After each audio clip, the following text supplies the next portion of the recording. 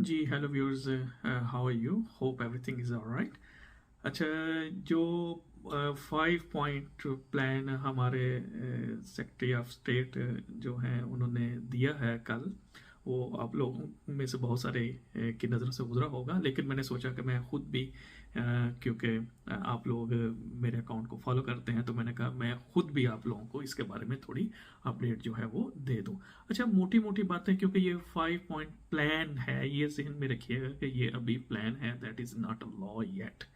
क्योंकि अभी statement of changings जब आएंगी, जो उन्होंने कहा है कि नेक्स्ट जो स्प्रिंग है वहाँ से स्टार्ट, नॉर्मली आपको पता है कि एवरी ईयर जो है अप्रैल में कोई ना कोई लॉ जो है वो चेंज करते हैं।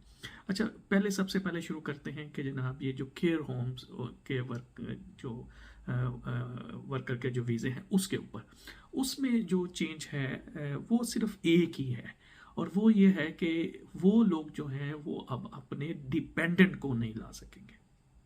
ठीक है, तो ये एक चेंज है जो उसमें है। बाकी ऑब्वियसली जो शॉर्टेज ऑक्यूपेशन लिस्ट में जो उन्होंने कहा है कि 20% जो लेस सैलरी हम करते थे उसको भी हम स्क्रैप जो है वो करेंगे।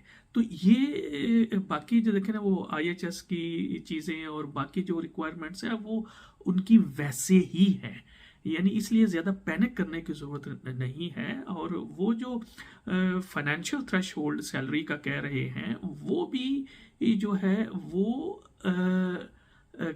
उसका है जनरल टीयर 2 का, यानी ये जो केयर होम्स के यानी केयर के वीज़े पे आते हैं उनके लिए वो नहीं है। लिहाजा ये आप लोगों के जहन में बात होनी चाहिए, इसलिए अभी इसके ऊपर पैनिक करने की ज़रूरत नहीं है। दूसरा फिर ये है कि जो जर्नल स्किल्ड वर्कर हैं उनके लिए जो पहले मिनिमम सैलरी थी वो 26,200 थी, उसको उन्होंने रेज करके जो है वो 38,700 पाउंड जो है वो किया है। ठीक है, इसमें भी अभी क्या ये इस सैलरी के ऊपर क्या कोई डिपेंडेंट आ सकेगा कि नहीं, इसके ऊपर जो है कोई बात उन्होंने नहीं की। ठीक है जी।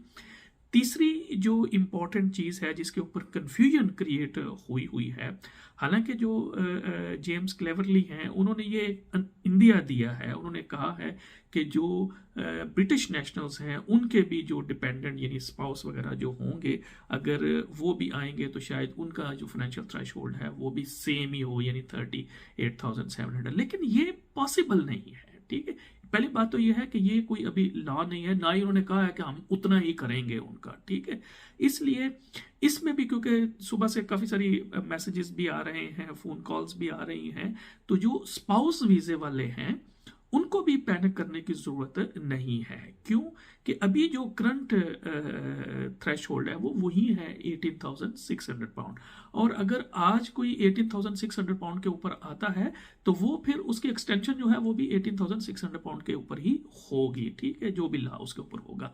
लेकिन एज अ लॉयर मुझे पता है कि ये जो 38,700 है ये फैमिली वीज़ा स्पाउस वीज़े के लिए नहीं होगी, इसलिए ये आप लोगों को बहुत ज़्यादा पैनिक करने की ज़रूरत नहीं है। आई होप जो मोटी मोटी चीज़ें थी वो मैंने बताया। फिर भी अगर आपके जहन में कोई सवाल हो तो आप मैसेज कर दीजिएगा, मैं कोशिश करूँगा कि आपके सवाल का जवाब दे सकूँ। बहुत शुक्रिया।